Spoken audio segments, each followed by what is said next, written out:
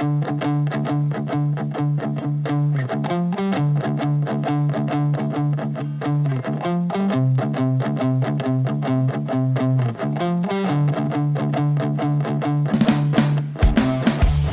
are live here on a Friday, 11 a.m. in the West Coast, whatever time on the East Coast. I don't keep track of that. This is Anytime with Ken and Alden, which means I'm Ken, that's Alden, and we're here. Welcome to the show, Big A.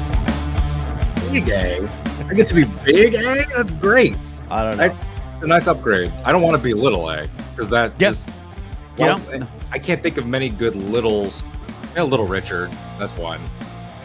Yeah, Richard's great. Yeah, but not that many. Big K. Has anyone called you Big K? There's been some Big Ks, some big big Kennys. Big Kennys. You know, do you get Kennys, Kenny indeed. like without irony from anybody? Maybe your parents. No. I haven't been Kenny for a long time, but you'll get some folks. And there was the controversy in the old movie talk and movie news days where some people thought because one person called me Kenny and I was like, whatever, that's him. Everyone thought they could, and that we don't allow. Big A. Yeah. You definitely had to. You have to put the kibosh where it's necessary. I had a substitute teacher in middle school that was taking attendance, and she says, "Alden," and I'm like, "Here," and she goes, "Has anyone ever called you Al?" And I was like, "Please God, no." It never occurred to me until that moment that you really could. Yeah, you could. Because I was like, you can't alter my name, and then she found a way.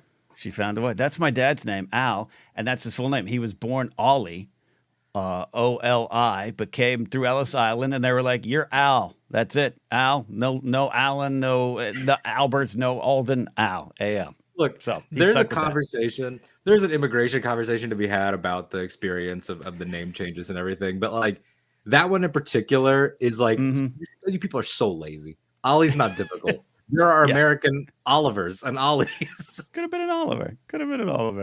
But he's an Al. Hey, welcome to the show. We banter up top. We banter like we're bantering hosts on the radio. This is a hour-long plus look at news, world events, social issues, social events, and pop culture and how it all matters. We have some fun. Anytime with Kenny and Denny, says David McKay in chat, and I'm okay with that there too. It's been a harried morning. Here's the business. You're watching here on the Ken Napzok YouTube channel or the Ken Napzok Facebook page. You might be watching live there. You can also subscribe, if you're not subscribed here, to the Anytime with Ken and Alden channels. We try to build that one out as we race into the new year so I can move everything over there. So I can clean up my house here, get the politics over there, right? That's what people want. Politics in the corner. Also, don't forget to follow us on social media at Anytime On Air. Links and all that stuff is down below. And Alden, we have to own, I always like to own this as a broadcaster. Little rushed and harried getting into the studio here today. Life was winning. Life does sometimes win, but I think that's a thing people don't realize is how normal that really is. You and I have both worked in different radio stations, either remotely and in person. And there are times when a host that had been doing it 30 years would be running up the stairs saying, just hit the song. Just hit the song. Just hit the song. Yeah. Mm-hmm. It happens, it brings energy in. Yeah. We would, at the rock station, especially when I was in the graveyard days, like you'd put on a long song, like a Rush song, and then you go in the lobby. I'd play Command and Conquer in the lobby. And then you get so, suddenly you're like, oh, what's that blank space I'm hearing on the speakers? Oh, God, dead air. And you'd run back in the studio, be like, hey, that was Rush, Tom Sawyer, today's Tom Sawyer. It happened all the time. So not quite that. There's some things. My teleprompter remote is not working. And yet it's not a battery issue. It just decided, we're not going to connect anything today. So we're going to manually do it. We're going to get through it. There's a lot more serious things in the world, Alden, and we're going to have some fun today as well as we try to do. But I just wanted to own, I literally just sat down here about 2 minutes ago. No, and you're wearing it well. No one could ever. You revealed that out of the kindness of your heart. But for all everyone else knows, Napzok Studios has like a receptionist and a few assistants and like a Keurig. Like it's just I mean, kind of an espresso and 2 chihuahuas. It's all the same. Those count as assistants. Yeah. All the same. Before we get to the news, and there's some serious stuff to get to, and we'll try to find our way through it all. But there's also some funny stuff in the news this week, I think. Alden, we'd like to start the show with a very important segment, and it sets the tone for what's coming. Alden, what Ben Affleck are we? Oh, I love this one. In our first ever crossover with a cameo appearance from another celebrity, we did have Ben's daughter in there. Yep. We have our first Ben and Matt. And this first Ben and Matt is special to me for a few reasons. One, because it's at an award show, and they're just you can't stop the power of the boys. The energy will always be the same. You look at this, and the context of this is that there's a red carpet happening outside where Jennifer Lopez is doing Jennifer Lopez press, and Ben skipped it just so he could go inside and surprise his buddy by skipping it. It's not that Damon is surprised to see him, because duh, he's going to be there. He's going to be there. He just went to the dinner table to be like, I came in early. And Look at these boys. That's like boys. You and Mark Ellis energy. Like, you see each other frequently, and it's still fun. Yeah, absolutely. It's a little fist bump, and you get going, and you sit down at Wood Ranch. Yeah, I love that picture. I love. There was a point in time where I feared that Matt and Ben weren't a team anymore. That Matt and Ben had drifted apart, and maybe that was true to a certain degree. But I love that there's kind of this renewed Ben and Matt energy. I think it stems from a renewed Ben is where I'm choosing to go with that. Absolutely, and both fathers, both producers, and I also think like it's a sign of maybe not necessarily age, but experience to say, if we skip the carpet, we can have a pre-awards dinner with our friends. Yep. Absolutely. Skip the carpet. I haven't done a big giant like award show. Look, I can't even get my earphones are bothering me because I set them up wrong. Oh my God, it's a disaster, Alden. It's a disaster over here. Now I got this dangling participle of a cord in front of my face. I haven't been on the big red carpets, but I've been on red carpets. They're just so awkward and silly. Just get straight to the shrimp cocktail. That's my goal in life, and that's what I'm glad you chose this picture, because it's Ben and it's Matt choosing the shrimp cocktail. Do you have experiences with, because we've been to different ones? You were at Indy this past year. Like, have you done the let's hunt for the food spread moments? Yeah. Oh, yeah. You do that. You get in. Indy was an example of. There was a lot of things to do on that red carpet, and they're press events. Make no mistake. And they were trying to get you photo ops and stuff. And Mark and I took our photos that we wanted to by the logo, and then we were kind of looked. Mark and I have a language, being on the road together, it's comic song. We just kind of, or parties, just partying. When you look at each other, you're like, time to go. And we went in to get the popcorn, to settle in. Get the popcorn, take it all in, and that's what I like doing. Yeah, I witnessed Kathleen Kennedy attempt to grab a popcorn and get mobbed in the lobby. Oh, really? Yeah. And yeah, not in a bad way. Just like, oh my god, And I'm just like, man, there was a time when I think producers had the anonymity to go and just grab their Coke and whatever. Nope, not anymore. Not no more, Billy. Not no more.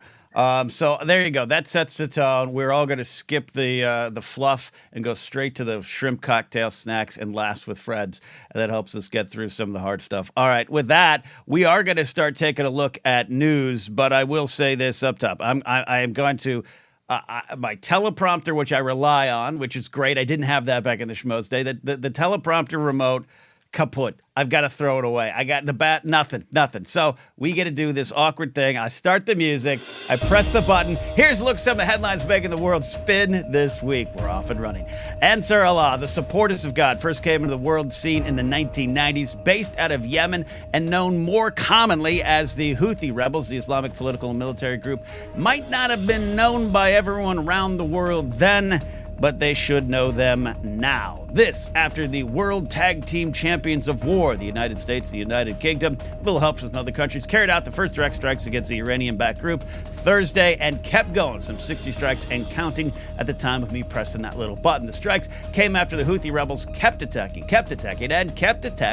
commercial ships in the Red Sea, one of the key shipping lanes of the world. The strikes didn't come without provocation, according to the news reports found on the Worldwide Wide Web, the Houthi rebels have struck around 27 times since mid-November. And even though the Houthis have claimed to target ships going to Israel, making them heroes to most American college freshmen, they have struck ships that have nothing to do with the Israeli government's war in Gaza against Hamas, the burden of that war, which is being carried by the Palestinian people. There, did I cover all my bases? I'm trying, people. I'm trying. The strikes, in my opinion, were earned by the Houthis, an international game of fuck around and find out. Though U.S. officials are publicly saying there was no concern about this pushing the war in Gaza out beyond those borders, it's hard not to see this all as a tense game of political Jenga. The Houthis currently have a fragile ceasefire going to Saudi Arabia, folks, in Yemen. But could that be over? Iran backs not just this group, but groups in Iraq and Syria that the U.S. has already carried out strikes against, and all of them are looking for a reason to wipe out Israel. And as an added bonus, the U.S. officials really wanted Iran to help calm down the problems in the Red Sea and are now saying Iran didn't help. Oh no, the Houthi leader Abdul Malik al-Houthi, I get it, responded to the attacks by threatening attacks that will be much more than attacks on U.S. ships. I use the word attack 3 times. So I know we all want to know what Selena Gomez said to Taylor Swift at the Golden Globes. So look, we'll keep an eye on this one for you all, but while you're reading Tay-Tay's lips, could you help us keep an eye on the fact that Sweden, the country that for centuries has publicly said, war, good God, y'all, what is it good for? Absolutely nothing. Say it again, has sent 800 troops to Latvia to help secure the Russian border there and has warned its citizens to prepare for war should Putin succeed in Ukraine. That seems like something to watch, especially if your uncle keeps voting for Republicans who want to stop sending a small portion of our annual military budget to help Ukraine. Anyway, I think Selena and Taylor were talking about Kylie and Timothy, but got caught dishing on the tea on camera, so Selena had to deny it.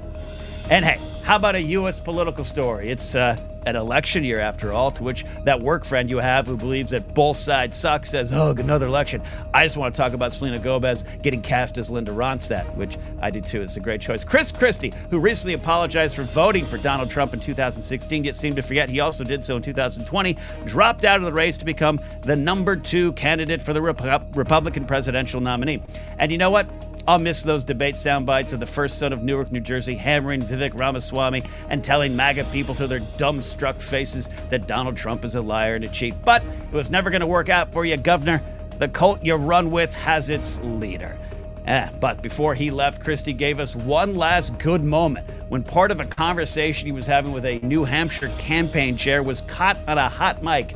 In regards to Nikki Haley, Christie, a modern-day version of Leslie Nielsen in The Naked Gun, said she's going to get smoked, and you know it, and I know it. She's not up to this. Christie then said, DeSantis called me, petrified that Then the sound was cut off by a sound guy who knows he's now a day away from reactivating his premium LinkedIn account. Of course, I'm not laughing at my own joke there. There's a big pause in this thing. When he was referring to the last 2 remaining Republican presidential candidates not currently in any sort of criminal trial. Nikki, states' rights, Haley, and Ron, so this is what an AI looks like when it tries to be human, DeSantis. Did any of that make sense? All right. And those two had a big debate this week ahead of the crucial Iowa caucus, and I'll be honest, I didn't watch it. Hell, I didn't watch clips of it. Double hell. I skipped over the recap on it on my CNN 5 Things Daily News update meal. And email, that's bad. You should watch these things. You should pay attention to all the candidates, know what they're saying, and see how it sits with y'all. I really do believe that. But there's no point this time around because we all know who is showing up in the fall for this political party. We all know who's going to break through that wall like a big orange Kool-Aid man saying, oh, yeah, to his followers. And unless someone puts up a wood bar to trip him as he breaks through like a political shockmaster, Donald Trump will be the one running for this broken, feckless, outrage-mongering party. And finally, Hunter Biden pleaded not guilty in a Los Angeles federal court this week to 9 federal charges, 3 of them felonies against him, based around failing to pay over $1 million in taxes and fraudulently filing forms with the IRS. In truth, it was more of a scheme to avoid paying the taxes, but he has since repaid it all. The trial is set for June this year, just in time for Republicans to use it every which way against Joe Biden, whether there's proof of Joe Biden benefiting from Hunter's dealings with foreign businesses or not. And hey, I say this, if there is proof, actual impeachable proof, we'll know soon enough, and that ain't a bad thing. But the fun wrinkle in all of this was Hunter Biden showing up on Capitol Hill the day before and crashing the hearing being held by House Republicans trying to hold Hunter in contempt, criminal contempt, for ignoring a congressional subpoena to appear at a closed-door deposition related to the matter of impeaching his father, Ice Cream Joe. Hunter has said in a mock press conference outside the Capitol that day that he would be willing to speak only at a public hearing. For about 10 minutes, Hunter and his lawyers sat there as if to say, "I dare you to let me speak now." While he didn't speak, members of Congress did. Democrat Jared Moskowitz dared Republicans to let Hunter speak now in front of the world, but no one took that bait.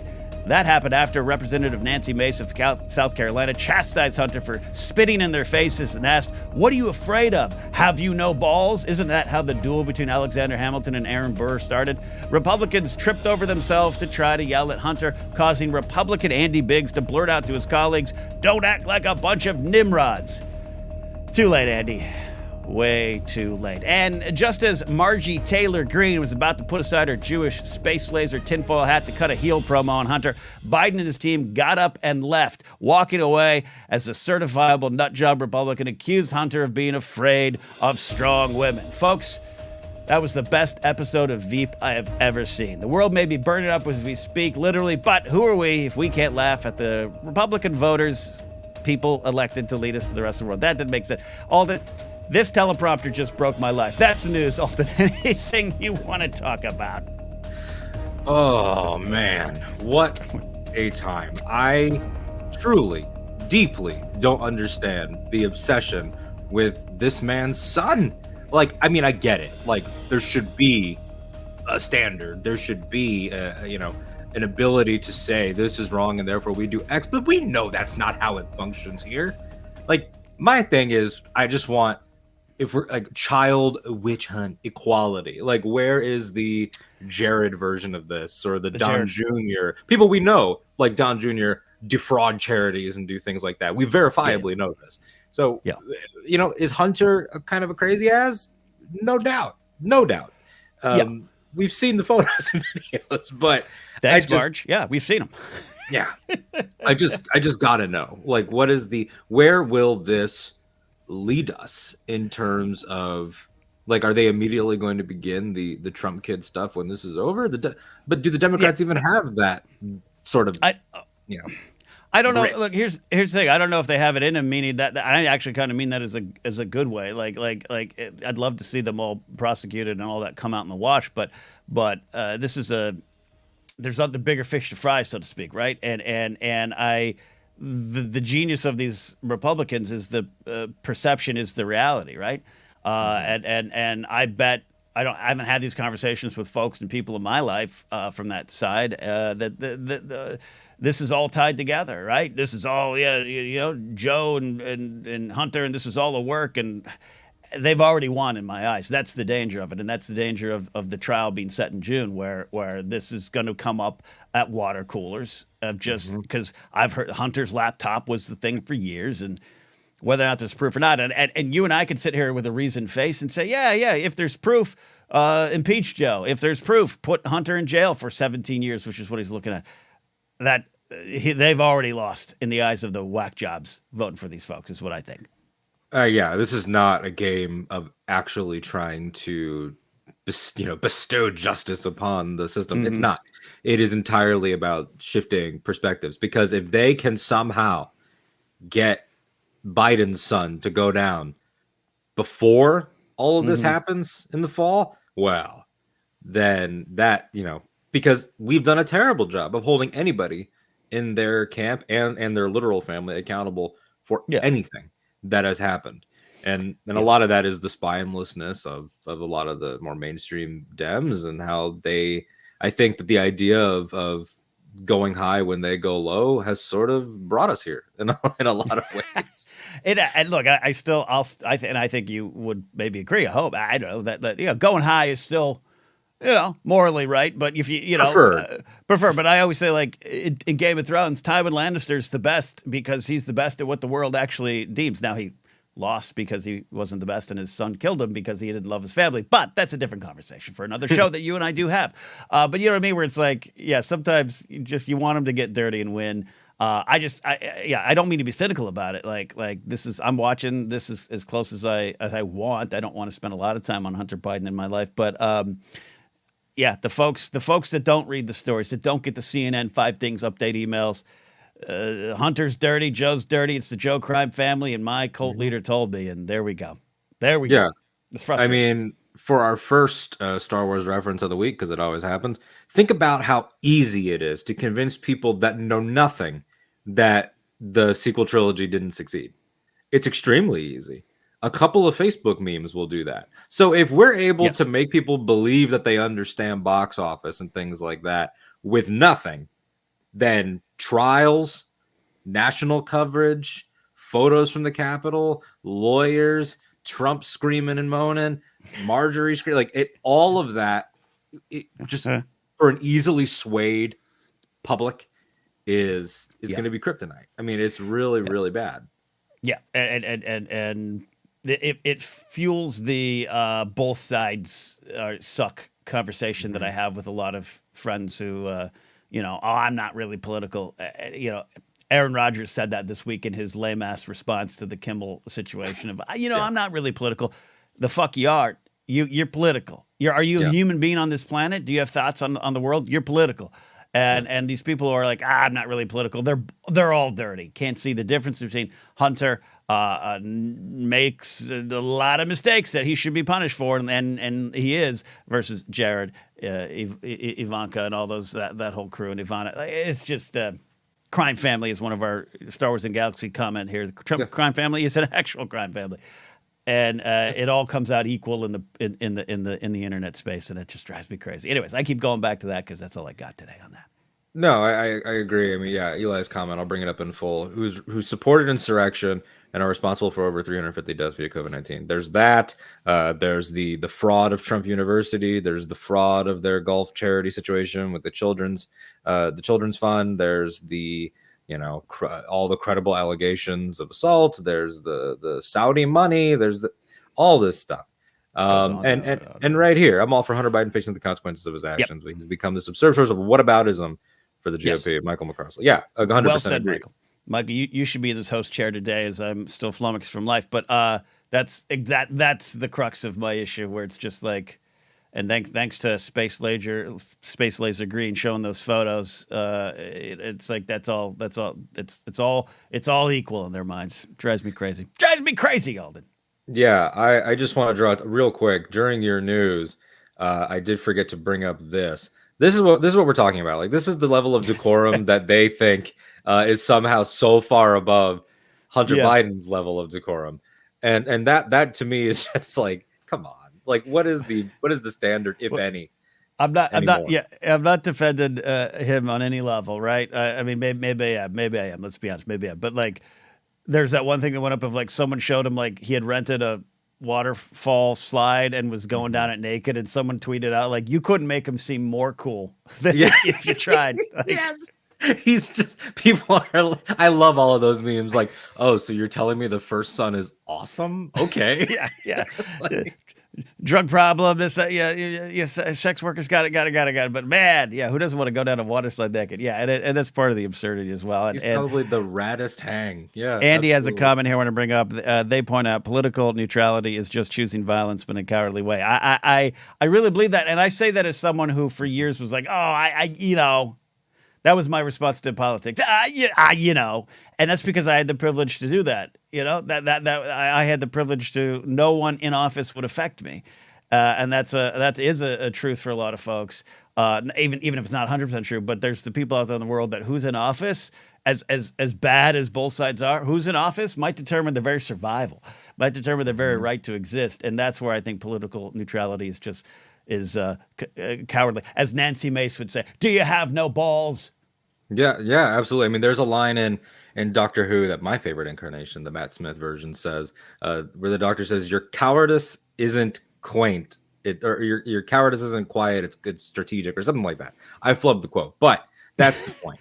That is the point. It is a day of flubs. If Charlie Ashby, birthday boy Charlie Ashby, shows up in the comments, he can write the actual thing.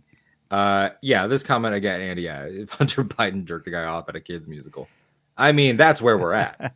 That I think is it. It's really mind blowing. It is. Yeah. But real quick, Stephen Turner, hello, y'all are awesome. Thank you. I'm glad that Oh, we thank could you. talk about Hunter Biden and you'd be like, you're awesome. Stephen, you're our people. I agree. I agree. Yeah, it's a weird week, and and the Middle East stuff, which is such a quaint way of saying it. I have to be honest. Like I'm watching as much as I can about it to try to not just be anxiety ridden into thinking that Yeah. these are the steps to World War III. And it's not that easy, and it's still more complicated. And there's a lot of people smarter than me going, the Yemen stuff it's possible that it would just at least expand the conflict in the region. Yeah. But then I look up north, and what Sweden did, and Canada sending troops to the borders just to secure the border. And the statement I don't have in front of me, but to the Swedish people was like, hey, like, essentially, I'm very much paraphrasing here, but if Putin wins in the Ukraine, he's not stopping, and we're close and next, and we got to be ready for that reality. And that's why I go back to I'm not in favor of war. I don't Yeah. like war, but No. there's some realities of the people out there who, if it's balance of the force, they're the ones pushing the dark side unnaturally forward. And Putin, I Yeah. believe, is one of those people. That's why I think a small investment of our crazy amount of money we spend on the military, anyways, some of which people want to go to hunting werewolves and skinwalkers. It's a little bit of investment on safety for the future of the region. So Yeah. that's where I'm at, Alden, too. Where I don't doom scroll a lot, but I've been doom reading that thing, and it's all troubling. It's all troubling. Yeah, and in the interest of fairness, just so people aren't like this entire agenda of the show or whatever. Which, by the way, I'm not speaking for Ken. I'm speaking for myself. If you're like Alden comes to the show with an agenda, yeah, of course I do. So I'll get that out of the way. Yeah, But yeah. the other part of it is, you can pull up. It's going around a lot. Joe Biden's tweet from 2020 talking about Trump doing things without congressional approval. This Yemen stuff the bombs he's been dropping there, no congressional approval. So like, I will firmly say just because we defended his son a little bit does not mean that I also think that the Democrats are without hypocrisy, because of course they are. It's the two parties. They love hypocrisy. It's on both ends. I almost went Yeah. Seinfeld there. They love I love it. hypocrisy. Yeah. Yeah. I saw Cory Bush put out a tweet that was wrong. To be blunt with you, it's not needed, and look, we should look at that a little bit more. But it also is part of the fracture of what's going on and what's going Mhm. on in that region, where I worry about that leading to the Orange Kool-Aid man coming back too. So I agree with you Yeah. on all that. It's none of it's good. None of it's a win. It's all bad, Yeah. and all of Absolutely. this to get your Teslas on time. The Tesla's that the software will sometimes tell you don't work. So Tesla is one of the companies that has now had to ship around the southern tip there. So oh wow. sorry for all those people who ordered your Teslas. You'll get it in 2 weeks. I'm sure Elon will be very normal about that. Noah, our good friend who hung out with us in London, he's from Norway. He says, "Take the Swedes. We don't need them." Yeah, where's that beef between all the countries with low rates of like suicide and great prisons and all that? The people that haven't figured it out should fight, because it'll probably be a really cool looking fight. Yeah. Yeah. Yeah. Very sexy people. Fighting all that. Yeah. We know some folks in Sweden. I know I have a good friend who moved to Norway, from New York to Norway, and we take our safety. I don't say we take our safety for granted. No, we've had our safety violated before, obviously, but like that's close.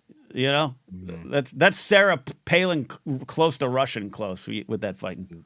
Yeah. And also, as we're winding down the news talk, we don't want to not mention, of course, everything that's happening at The Hague right now.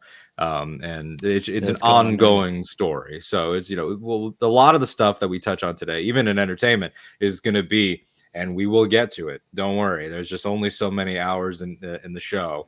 Yeah. About two, I guess. Two is not so many. But we're acknowledging that. I've been paying a lot of attention to what the South African legal Government. representation has been saying. Yeah. The lawyers from Ireland, and it's this feels like history book level stuff, or maybe not. Maybe they'll leave it out because they're very good at that too. History is it's an interesting what history written by the victors. It continues to be One of the more accurate statements in Yeah. the world. Yeah, no, Israel is in today their defense day, if you will, so to speak, is what I saw. Mhm. I did include, yeah, there's so much going on too. The news wrap up is just what's the three biggest things I can talk about, four if we need to, but yeah, Yeah. it's mind blogging. And we talked about it a couple weeks ago how it's just like you wake up every day and you're just inundated. Inundated. One of my Yeah. favorite words. If anybody wants to sound off in the comments now or in any episode about how you deal with the news or how you consume it or how it fits into your day, that stuff interests me. You know, do you Yeah. just take it in over coffee, or do you discipline yourself in any particular way? Because that's something that I've had to try to figure out is at what point am I going to make the decision to do work, edit, watch a movie, whatever. Because those doom scrolling black holes are very, very, Real. very real. Yeah. Very real. Sorry, I stepped over you there, and you had an excellent No. point, and I stepped over you, Alden. What an asshole! You What an step asshole! wherever you want. It's one of those days. One of those days. I'm going to keep saying it. Well, yeah, that's a look at the news. More going on. Stay plugged in, even if you don't know everything. Even if you need more information. Even if you are reacting with your heart before your head on the news. Get in there. Get in there. Pay attention. It's needed and it helps. And that's my intelligent statement on that. It's needed and it helps. And it helps. And what else helps? Like the stream. Like the stream. Thank you, Andy. Like the stream. Like the stream. Share it around. Retweet us. Yeah, we should say super chats are appreciated. Helps keep the show going. And if you get we have any specific questions, we'll put them in a Q&A segment at the end of the show. So we appreciate those as well. Not needed to join the conversation, but always appreciated in this algorithm world as we just try to survive. Absolutely. Got to pay the bills. Got to pay the bills so we can get those teleprompters and headphones and food for our dogs. And it works so good. It was working every day until now, and it's not a battery issue. I think you just did a 2-second version of the movie Click. It was working every day until now. Every day. I don't know what happened. Yeah. I ignore everything and pretend bad things don't exist. There you go. Well, you might be an American, Bradley Pooper. You might be an American. It helps. And look, and some days I say those days are needed. Go get a frozen yogurt, a Carl's Jr. hamburger, and just mash them together and eat them. Be like Paul Giamatti and take your success to In-N-Out and just hang out there. If you like In-N-Out, I know that's a hot button issue forever, especially in California. I don't love it. I don't love it. If I was to ever win a Golden Globe, I don't see that in my future. I would definitely go to Del Taco. Definitely be the winner. I hyped it up too much, Ken. It was after one of the Star Wars events out there. My first time, I was like, here it comes, here it goes, we're going. Oh my God, I got it. And sat down and I took a couple bites of that burger, marinated for a second in my mind, and said, "This is good." And that's about where I fell on it. This is as some of the most annoying Twitter users say, mid. It was fine. I take a lot of heat for my anti In-N-Out stance. Meaning I've had it and like you said, it's good. It's good. It's food. It's fast food. What do you want? There's a Bible verse on the bottom of the cup so you can get enlightened as you eat. Like, got it. Wait, really? Yeah, you didn't know that? No. What? Oh my. Yeah. What is the lore with that? In-N-Out was started by Jesus, at least one of his followers. Again, I don't have a problem with that. I don't have a problem with Jesus. I don't have a problem with his followers sometimes. But on the bottom, it might just be John 3:16, but there's like a verse on the bottom of the cups if you look. Fascinating. Oh man, it's starting in the comments. In-N-Out stand reporting for duty. Five Guys better in every way. Shake Shack even better. And then there he is, birthday boy. Birthday boy, Charlie. Charlie celebrating over there in the UK where they don't have like In-N-Out. They have Mash and Bum or something like that. They got something. Yeah, Charlie, go get a #1 from Mash and Bum for your birthday. Also, Charlie, you weren't here yet. What's the quote in Doctor Who God Complex about cowardice being quaint? Put it in the comments. Wow. Oh man, people immediately get so. Is anything more passionate than the fast food wars? Oh no, this is if we wanted massive ratings and controversy, we would just do one of those, March Madness hamburger polls. Like you see podcasts do it every time. Yeah. It's I'm sort of like we should get like 2 or 3 of our friends and Yeah. do a special on the Clicks Plus, channel. it comes down to regional stuff too. I'll enjoy a Carl's Jr. Western bacon cheeseburger, but like past Missouri and Mississippi River, it's a Hardee's Western thick burger. Like, what's the difference? You got to there's a lot of things to factor in. I contend the Double Del cheeseburger is one of the best fast food burgers out there, but a lot of people don't have access to Del Taco. Burgatory is a great name. Jerry's I've been listening to the show driving home in the snow. I am the most committed listener. Here it is. Now I see why your cowardice isn't quaint. It's sly, aggressive. It's how that gene of gutlessness has survived while so many others have perished. Man, they were cooking in Doctor Who season. Oh man! And then King Smokehouse says, "Fast food's terrible for you. Don't eat it." You're not wrong, Cal. You're not wrong. King Smokehouse, you're better than I am. Well, send us recipes. That is technically the end of our news segment, which means, Alden, we're going to head on to, we have entertainment kind of dominates again this week. Not just social issues, but entertainment. What do you got? Yeah, so everybody that clicked on this, of course, we will be getting to the huge George Carlin AI just mess, quite frankly. But I wanted to rattle off some things because the focus will be comedy. There are two big comedy things that we both knew we wanted to talk about this week. I'm going to rattle through some things that will not get their full attention. They just won't, not here. If any of them jump out that you have, quick hits on, absolutely. But just to put it in perspective for people watching how loaded a week can be in the biz we call show. Amazon to lay off hundreds of Amazon Prime, MGM, and Twitch employees. Pixar gets ready for cuts estimated to equal of 20% of the team, which is horrifying. That team is only 1,300 people. It's terrible. Lucasfilm announced The Mandalorian and Grogu because they have no plan and the brand is collapsing. Oh, wait, sorry. That wasn't actually in my notes. That was programmed into me.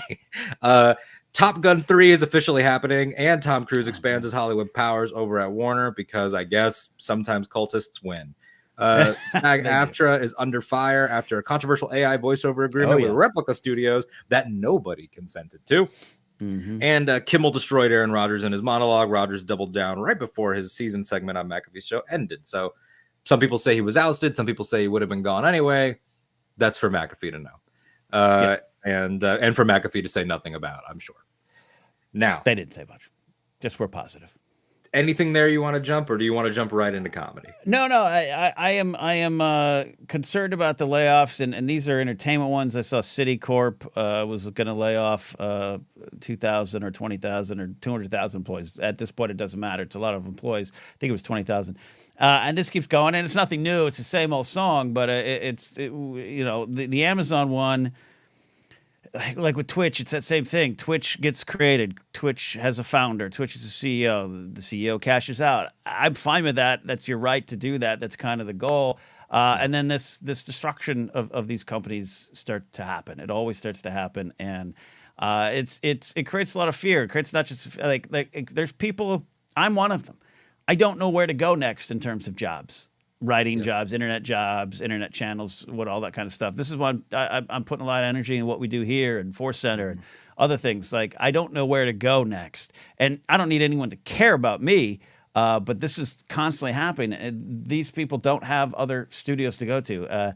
And that's concerning. It's concerning that the power keeps getting consolidated. Like, this is what Robert Reich keeps tweeting about if you follow him, former, labor Secretary of Labor under Clinton, and he's got a great YouTube channel. Just the inequality of wealth continues to grow because of things like this, because of companies. And companies got to make decisions, but it's they got to do things. I get it, but it's every one of these. The Twitch statement was horrifying. Oh, we've right-sized our company, and it's a painful day. But anyways, 500 people are gone.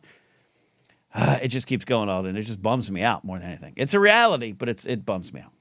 Yeah, and when things change, often for the worse within these platforms, as they did with Twitter, when they started gutting engineers and everything, when Twitch or Prime or anything faces a downturn of any kind, they'll sit around and wonder, how could that be? How could that be? How could that be? How could less people putting their blood, sweat, and tears into a thing make it less functional? That's just I don't understand. I don't understand. It's fascinating. Robert Reich is very based. I agree. He is very based. And I don't know if that's good or bad. based is good. Based This is is what good. I guess Okay. based is more of our age group slang thing.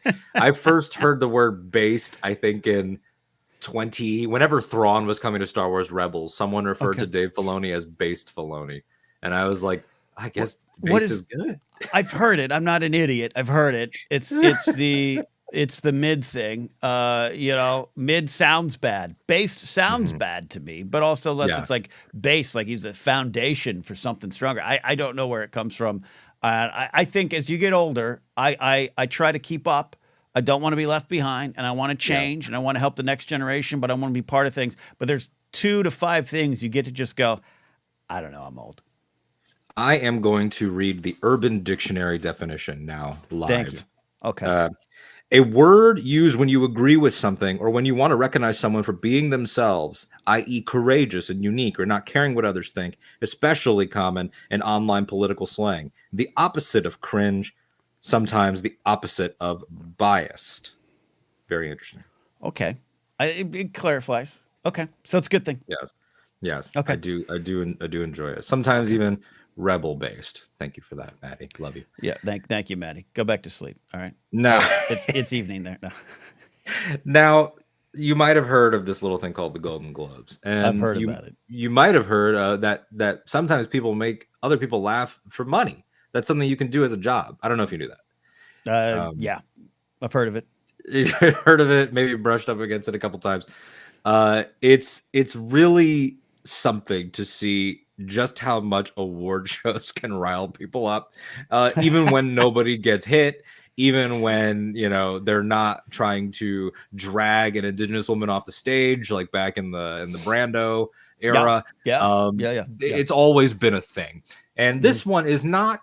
I will say it's not aggressively offensive. It's not violent. It's not. It's just a culmination of different factors. So Joe Coy, Yeah. somebody who I will preface this by saying I've spoken to at least a couple times. He was a friend of a radio show I worked on, and I literally got the man's cell phone number, and he has never been anything but kind. Call him. Get him on the show. Oh God, could you imagine? Hey, did you want to talk? Click, because that's been his entire week. It's got to be just miserable after that. So I will say that I don't think that I want to kick the man for bombing, and I want to make that clear. And I don't think anybody should be kicked for bombing unless it was like horrendous, like unless it was like mean spirited in a societally bad way. Because I know people will be like, well, what about when Kramer? I get it.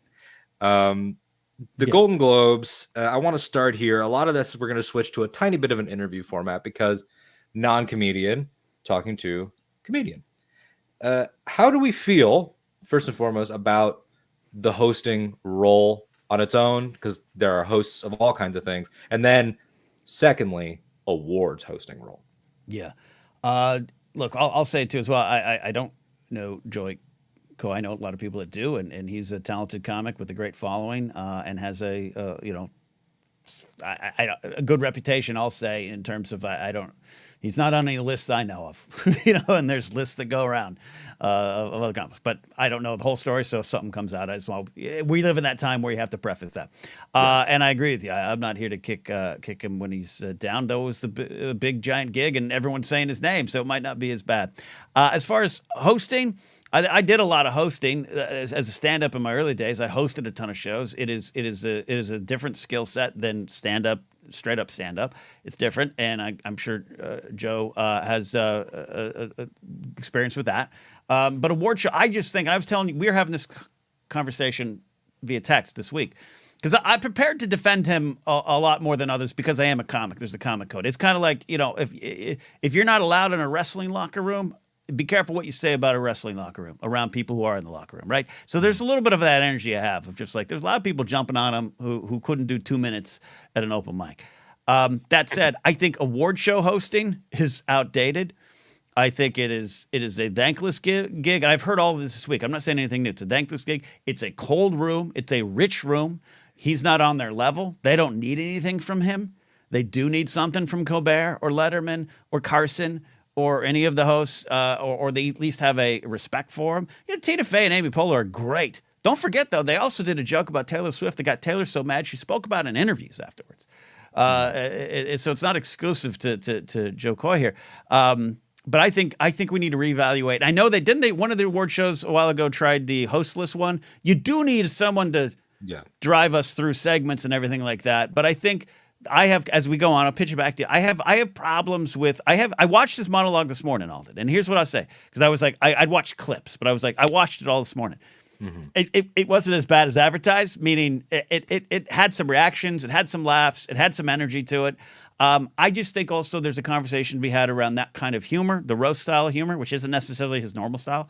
The commentary on you got to talk about everything in the room, the kind of comedy. And I agree with a lot of criticism against his jokes, that the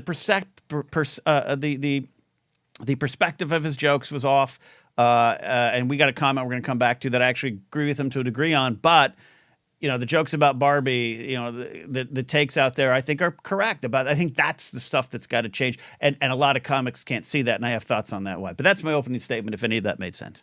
No, it did. It would make a lot of sense. I'm glad you touched on things like Tina and Amy, because my gut reaction as somebody who is very not just passionate about movies, but like follows awards, watches the shows, loves it, makes a thing of it, really loves these people, loves this business, but also really likes comedy. And I've seen a couple of Joe's specials, and I know a lot of people have seen him live. Joe hits that, you know, your mom and dad like him, you know, for a lot of people, and sure. He has very much a style rooted in cultural background and things like that. So he has told some stories that are very, very funny and very personal to a lot of people. So my perspective immediately when I saw because my thing was, oh, Joe's bombing. And then okay, what's the further context? Well, 10 days of prep, you have some people, some of them who were the writers that got later thrown under the bus, which we'll talk about, saying 10 days, that's more than enough. You know, this crunch of this event, this crunch of this. So whether or not that's good enough, I guess, is up to the person. Yeah. Oh, go ahead. No, I think he was brave to take it with that little time. Not brave in the sense of you know, the actual world and the events, but there's that's not a lot of time to prep, and I also don't think he was, and he admitted it was childish or whatever he said to, or amateurish or rookie-ish, I think, rookie to call out his rookie move to call out his writing staff. Yeah, absolutely. But in the moment, again, I watched it in the moment. I'm like, he was doing a club set. Like I've joked around of not I don't have writers on thing, but like I've joked around about the environment. You know, he's doing a set, and so when I actually saw that in full context, it was like he wasn't. Yes, he was calling out at the end of the day. He's calling out the writers, but it was part of the energy of what was going on, and I don't agree with it. And he doesn't. It sounds like he didn't agree with it, but yeah, it was all part of that prep situation. People make suboptimal decisions when they're trying to be present and they can't be. Because and we'll talk about bombing just as a concept. That's one of the things I want to touch on. But it is also on the producers and the organizers for picking a host with such short notice. A lot of people are bringing up what is the tone of the Globes. Jared bringing up rightfully. Ricky did it 5 times. Gervais did it 5 times and created a culture of this is the show that goes too far. We're serving alcohol and we're going to blast people. And 5 occasions of that does create a little bit of a culture. It does create a little bit of that room. It has an understanding. So there's a little bit of that. Now, there's also the context of this being the first new Globes that we got rid of our problematic voting body. The Hollywood Foreign Press Association doesn't exist anymore. So a lot of change. Part of my, not frustration, but my pushback on because, you know, Michael Che did a tongue-in-cheek sort of, no comedian should take any of these gigs anymore. It was multiple slides of him blasting the whole idea and breaking it down. And then the last slide was, and I'll never do one unless I'm asked. So it's like, of course, Che he's being funny about it. The whole idea, though, to me, non-comedian, again, that it shouldn't be done, can't be done. I immediately go to Tina, Amy, Mulaney, Crystal, Megan Mullally, Colbert, of course. I think Jost and Che did fine with their Emmys. I think lots of people, I do think it can be done, but it's, again, producer short notice and producer talent relationship of who are these people. It is made to look even worse now this week, because then the Governor's Awards done by the Academy surprise the crowd with Mulaney, who was not advertised, and he kills. And he absolutely kills. Now, here's why, in my opinion, non-comic again. he understands. Yeah, he understands the cinematic community. He's got a foot in it, in as much as he's been appearing in more films, and he was in the most celebrated and award-nominated episode of The Bear this year. He's got that knowledge. He can say a really specific editor joke about Kevin Costner's early days in that room, and just tell an anecdote with his delivery, and it works. It's both he can rise to that occasion because he gets it, and whoever decided to choose him understood why choosing him would have value. And I think that's like, I don't think we would pick either of us to go host a show that was like, a banquet for some organization that we just completely had nothing to do with or didn't agree with. But I've done that, and it's horrendous. Yeah. And Mulaney's a talent, and again, Joe Coy is a talent. I've seen Mark Ellis host from Schmoedown Awards to serious things, and he's great at it, because there's a politicalness to it that I think's needed, that I think was lacking in this one. Look, again, I watched it. A lot of people reacted to it. I didn't. Again, once I actually saw it, I was like, it wasn't as bad as Twitter said. But I think there were some valuable conversations about the targets, the Barbie boob joke, all the stuff that factors into stuff I've even last week said on the show about what I think comics are missing about what Lenny Bruce and Carlin were doing. So that's why I think those are very valuable conversations. But to your point, like, it's, you got to know that room. You got to have some kind of credibility, and you got to get them on your side. He didn't have them on their side from the beginning, and I experienced that in Seattle in December. I did 2 very bad shows. And the frustrating thing is, and this is why I think as a comic you do kind of get defensive, like, Joe Coy is probably funnier than anyone in that room, but he walked away from that event. No one considered him that. I ranted on stage about this one time. It's deep in my YouTube channel, where I just, like, I'm funnier than any of you in this crowd, but you see me tomorrow and I'm having a bad set, you're like, there's that unfunny asshole, and that burns us. But we can't change it. You can't change it. You have bad nights, and a lot of it is, it's not the material, it's the connection. It's the connection in the audience. His jokes might have landed if they were on his side early, and that's sometimes impossible to do, and sometimes it's easy to do. And sometimes comedy, you're rewarded in the great doc Comedian, which is, I recommend people watch, though it does end up with Cosby, so be warned. But there's some great insight to Colin Quinn's got a great thing in that. It was like, comedy, you could be Jack Nicholson, and you get on stage and people applaud wildly for 2 minutes, and if you're not funny, doesn't matter who you are. And I think that was on display there too. That's kind of the knowing the audience, and sticking in the pocket and hitting your jokes even if you throw an interception. Yeah, and in terms of that perception, I mean, we hear it even outside of comedy. We've both been to a lot of comic conventions and celebrations and things. How often have you heard someone say, "Oh, such and such actor, what a dick," but you're like, "I've met them and they were lovely." It's like, maybe you caught them on that day, and so that perception festers. But then you also, consider, I will also give a content warning on the thing I'm about to cite.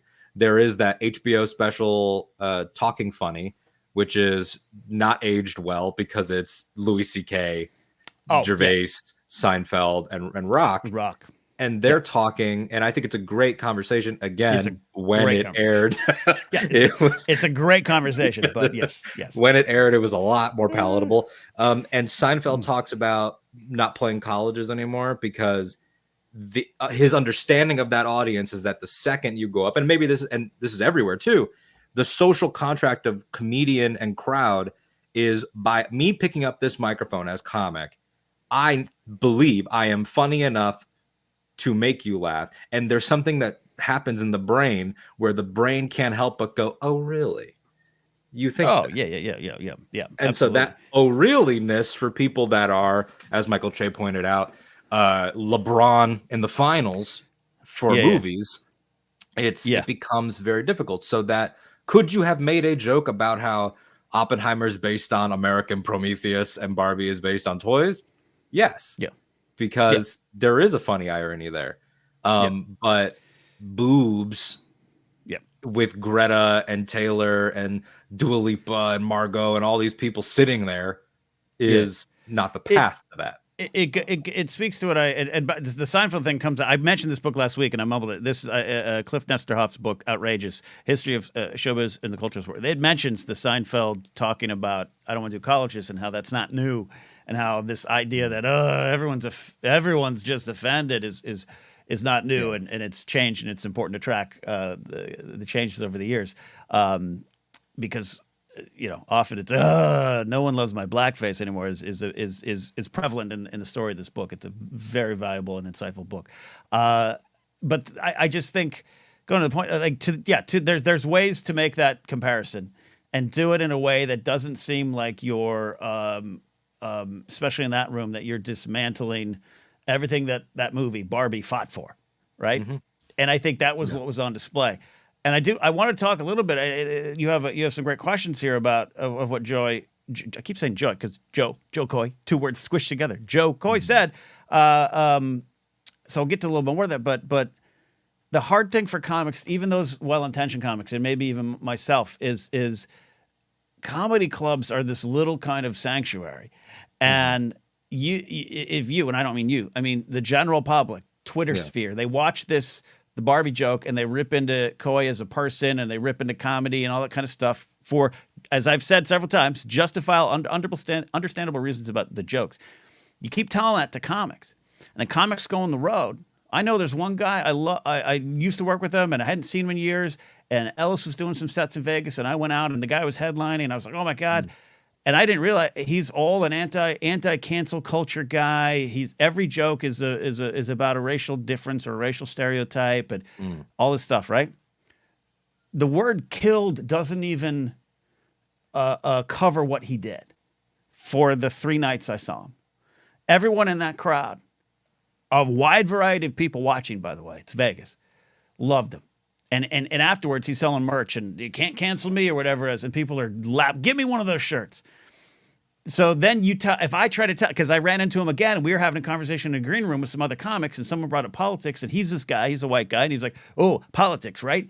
Hey, who do you think is going to win the next election? That guy or this guy? Like, it's a difference. And he starts, and everyone in the room's kind of like, you can't tell that guy that your jokes are hurting people, because he's making thousands of dollars every weekend getting standing ovations from crowds about his jokes. And that's the disconnect that I think sometimes behind this fight between society and comics, and why it's hard to get through to even someone like Chappelle or something, that I think your words matter, and you're probably hurting someone, and you got to understand, not just if you're not hurting the person there, you're connecting with people who then take that message out and hurt the other people. That's part of what's going on. And Coy's joke about the Barbie movie is it's so reductive, and it's so simple, and it's silly, but it will fuel that thought for other people. Oh, that Barbie movie is just about boobs.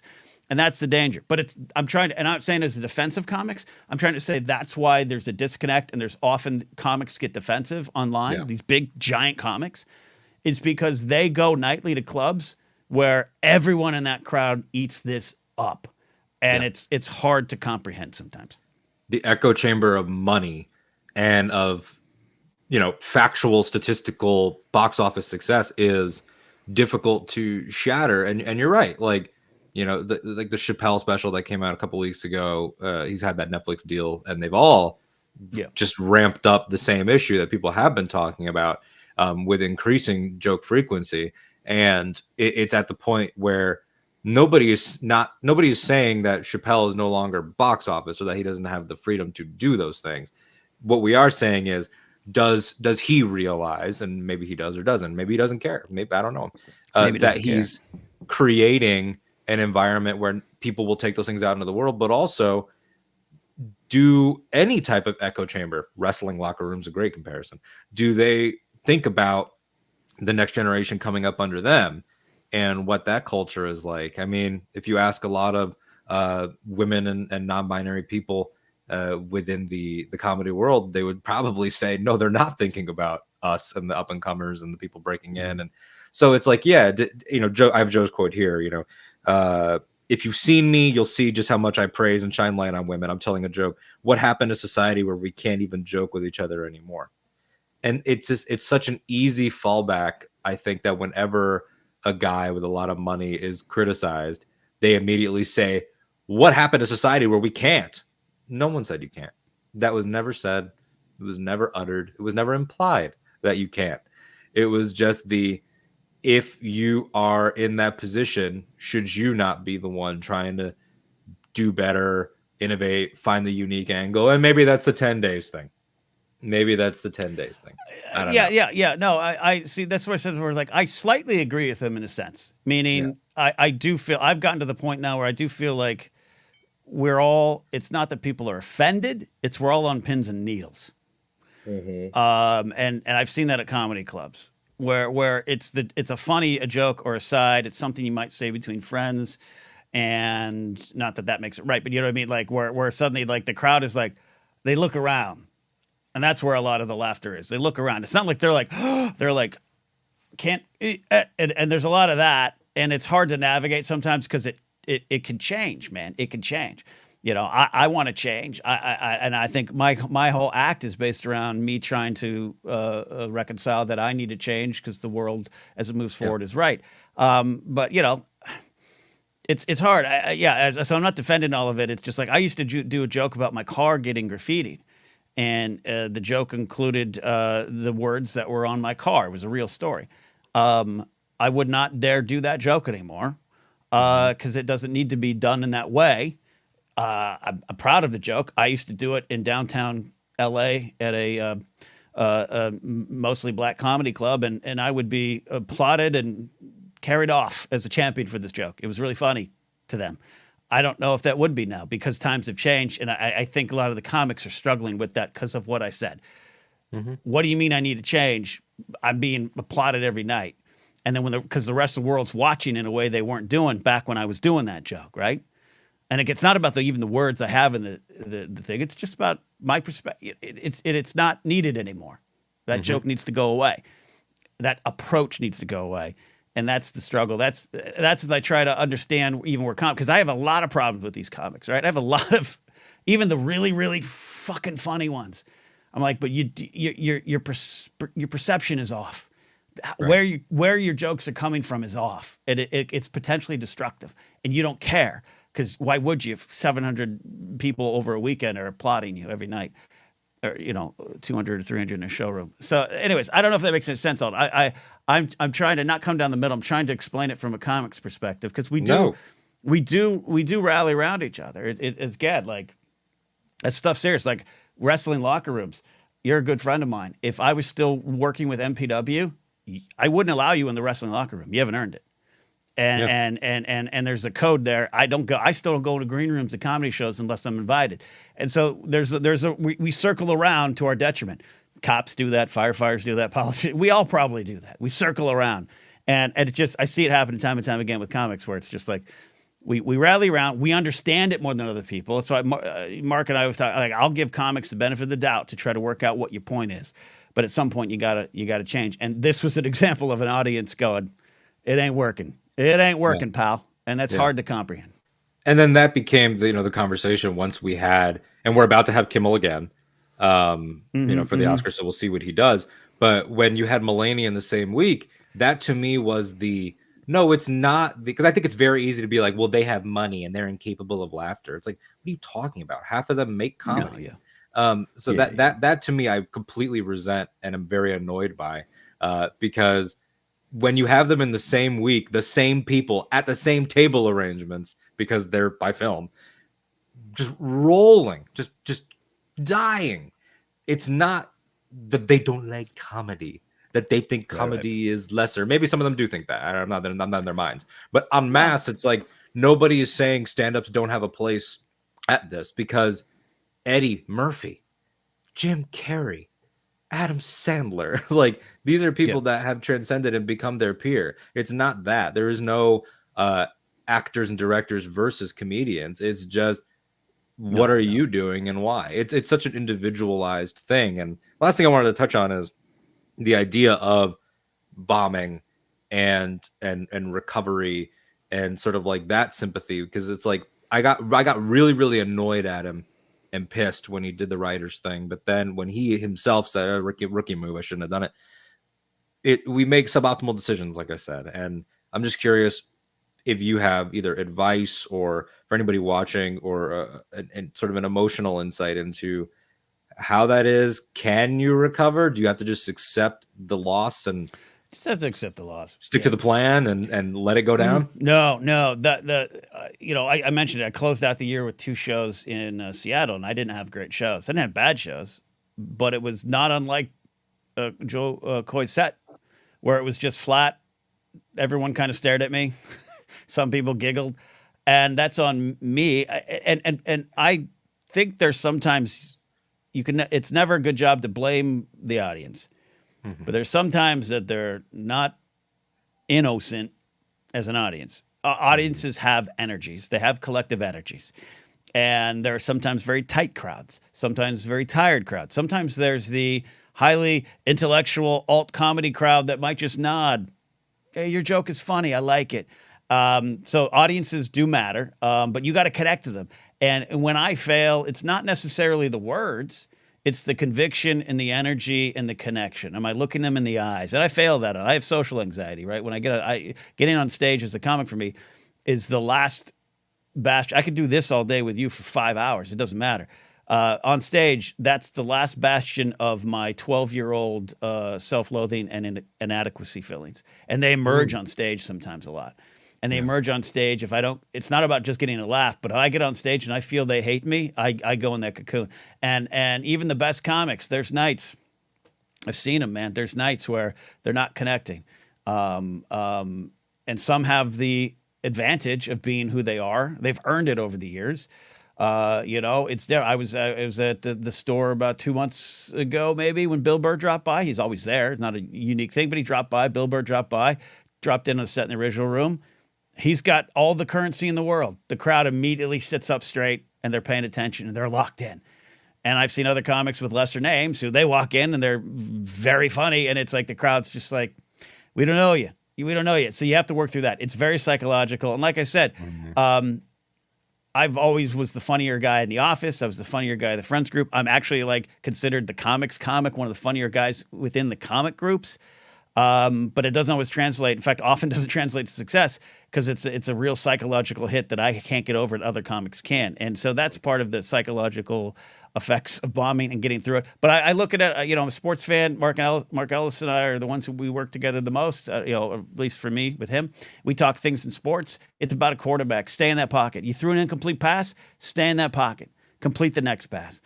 And you can recover. You can get them back. You can win them over. And sometimes the way to do that is to be honest about the situation, not defending it.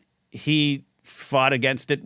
Joe said he was wrong, but the writer thing was in the club, in the moment, I didn't even write all these things. It probably just naturally slipped out. I've done stuff like that too. You're in the room, you're in the moment, because if you're not honest with what's going on, they all know it's not working. So if you don't acknowledge it, you don't have a chance to get them back. And that's how it works in clubs. I don't know if that's how it works at the Golden Clubs. Yeah.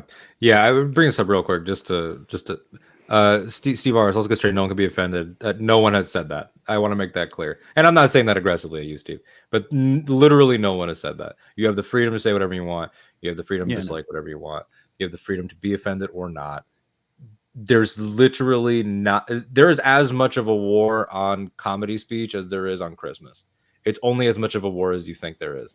It's no one's and as a comic, that's the thing where I'm saying where to offend shouldn't be the goal, and sometimes you can't help that. Like I said, I have offended people on stage back in the mid 2000s. There was a different.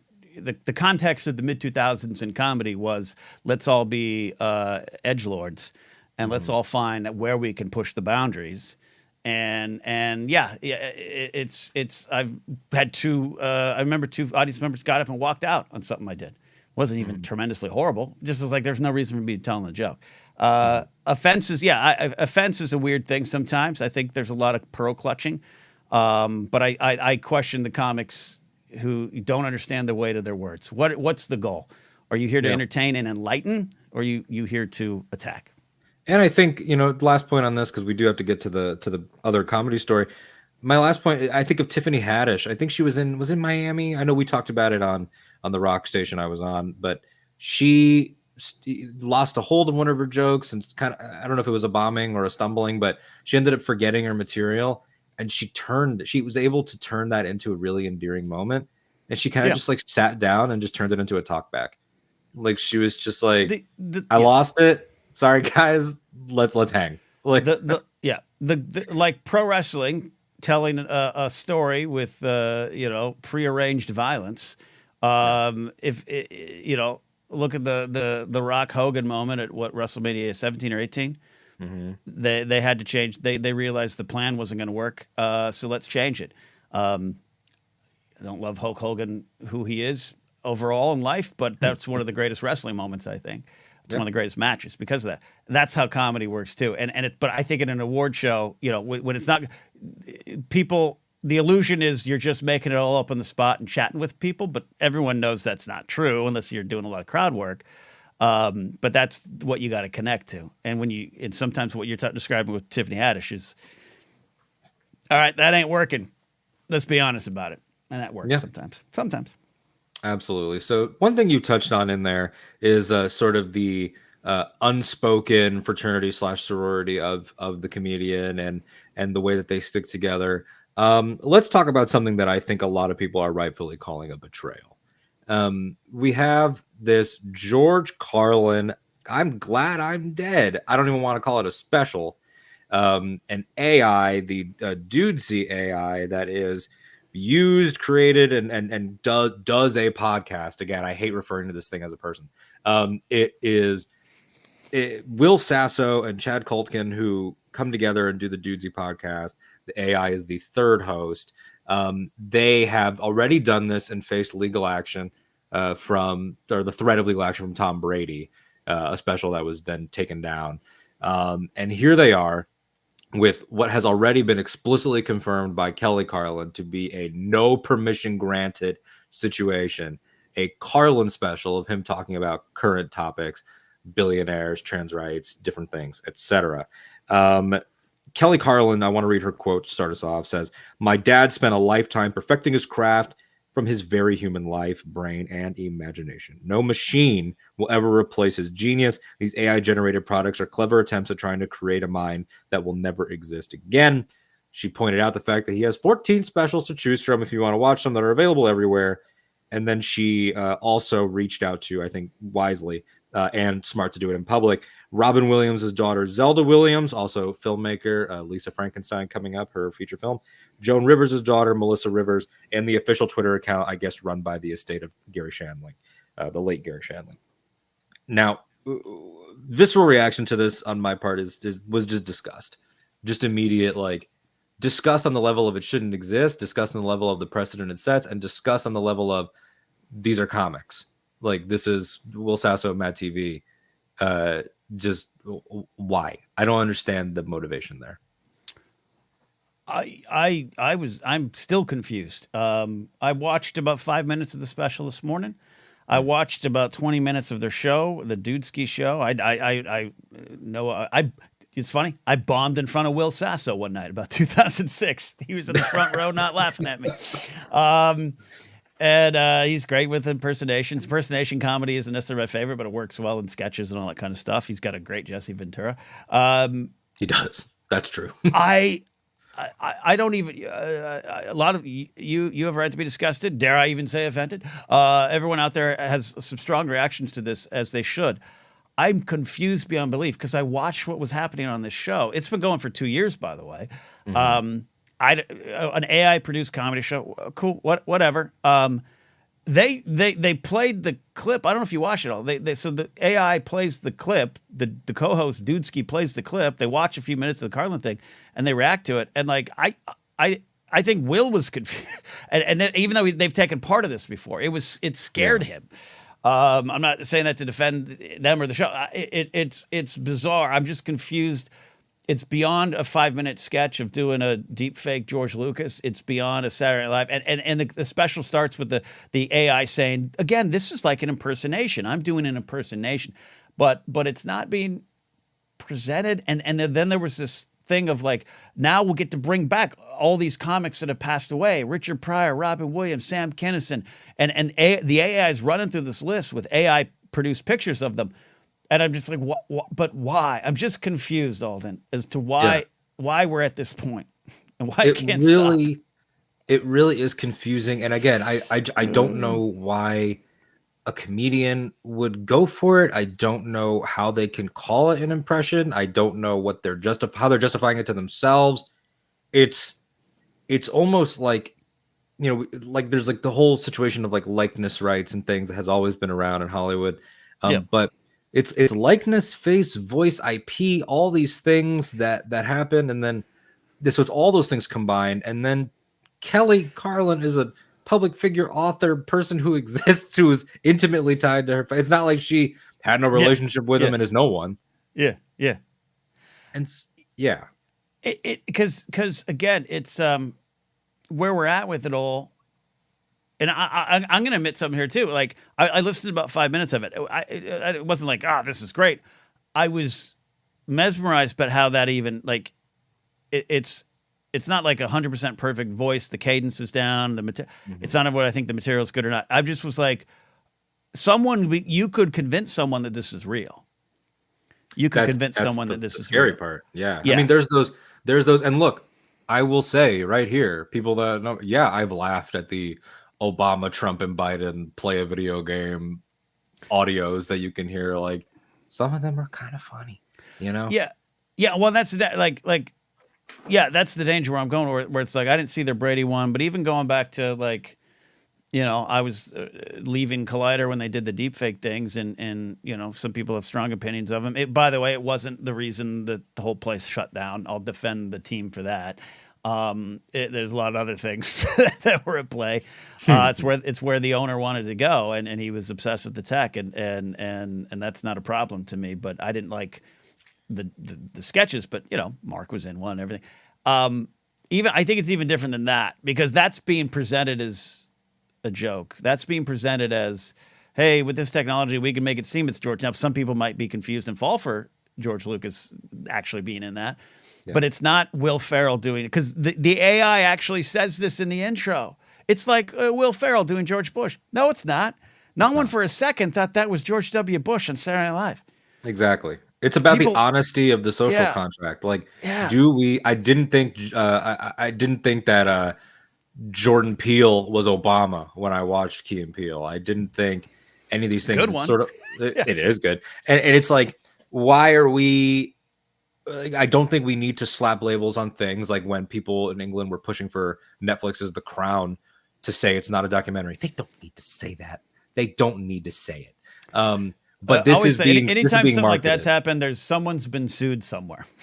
Yeah, but this is being marketed. Part of the problem that we're touching on is this is being marketed as George Carlin, I'm Glad I'm Not Dead, an AI Carlin special with no one. Like, Charlie brings up, I was laughably appalled by the news over Christmas that Jimmy Stewart's voice was going to be a new narrator on the Calm app with his family's blessing, but still so bizarre. I think bizarre. I think the family permission thing and the collaboration thing, like I'm a Mandalorian, Book of Boba Fett, Mark Hamill defender, because Mark is there in costume, basically co-directing, coaching, giving notes.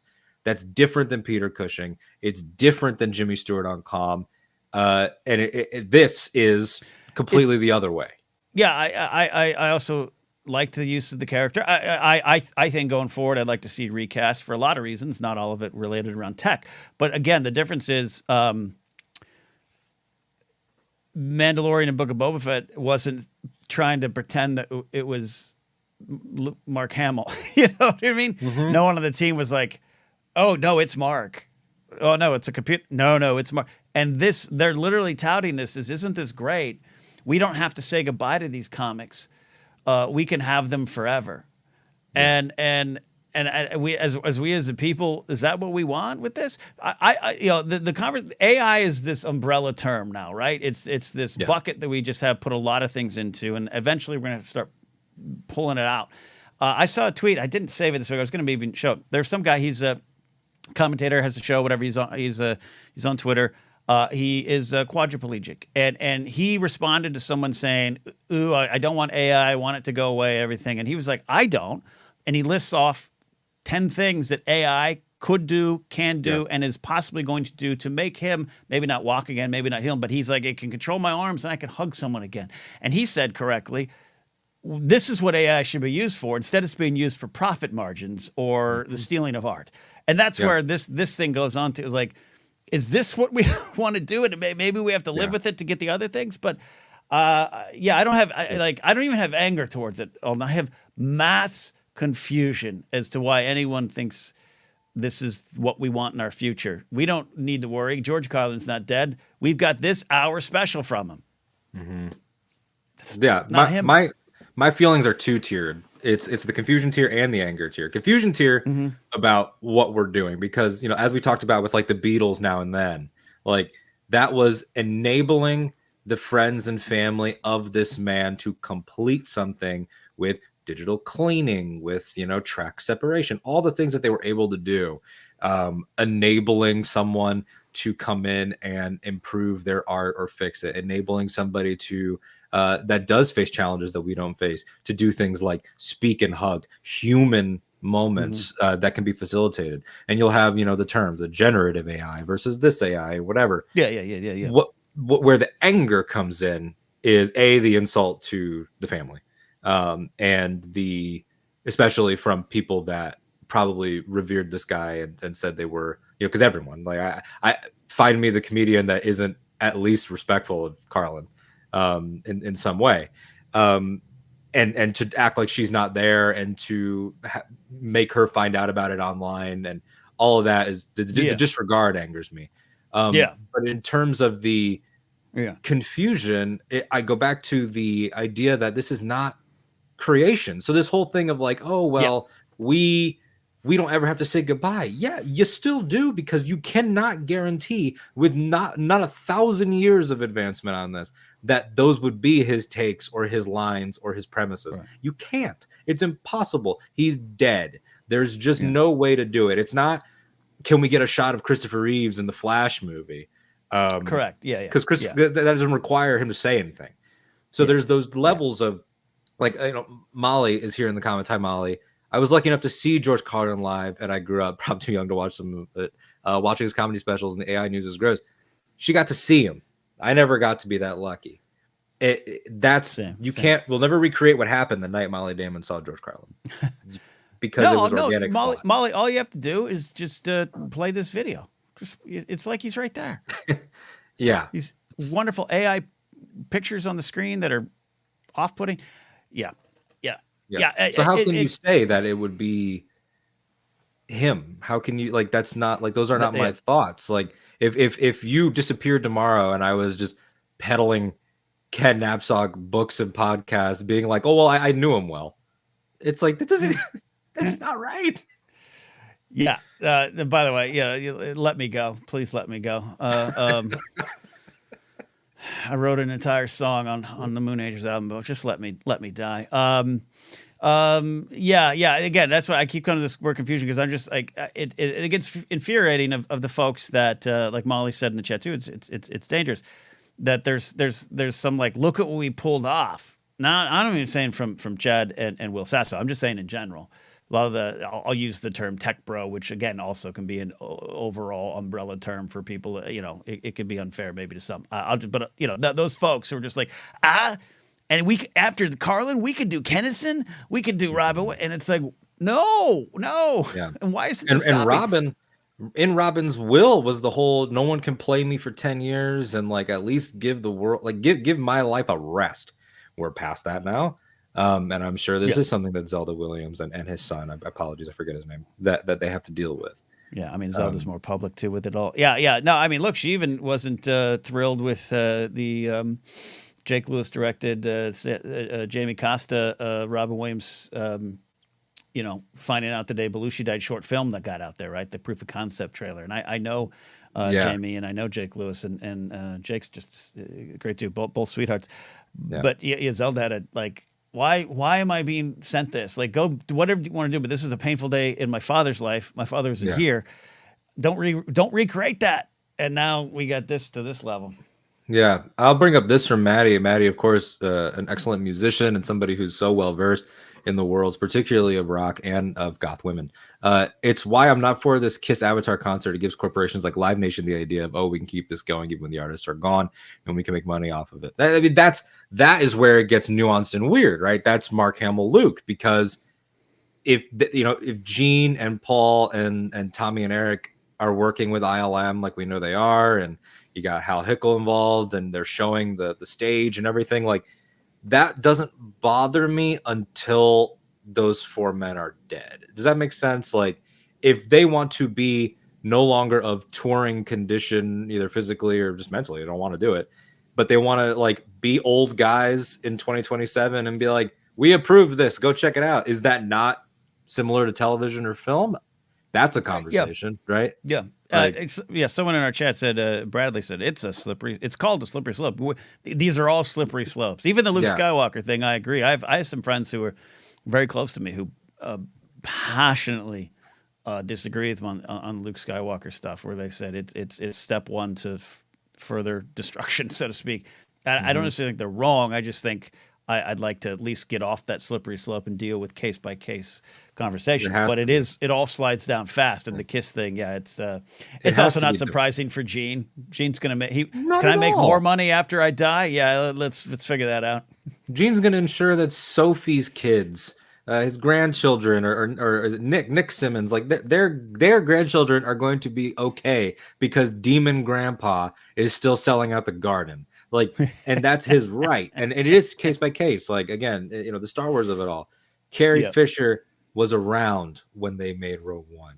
Mark is a part of this. Yeah. Billy Lord was a part of Rise of Skywalker and okayed it and played it. It's not the same as Peter Cushing. It's not the same as this.